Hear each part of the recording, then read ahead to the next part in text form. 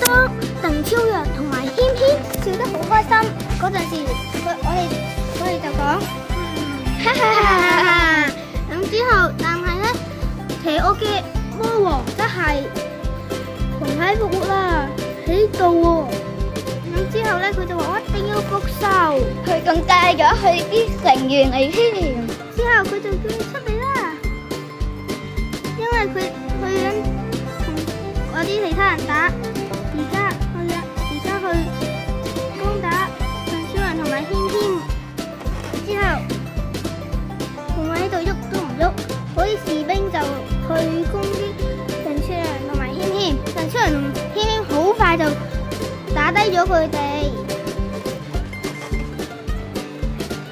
之後佢哋兩個都笑得好開心，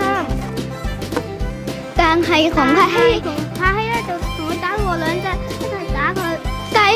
馮柏希只係冇嗰隻馬啫，佢落堂咁之後咧，就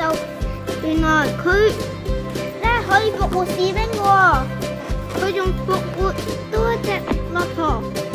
兩隻駱駝，佢用咗3座駝嚟攻擊軒軒，之後嗰個軒軒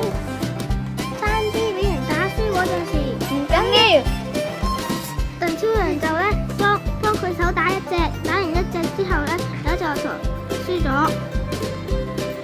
第二隻駱駝都輸埋，剩翻馮柏希嗰隻駱駝。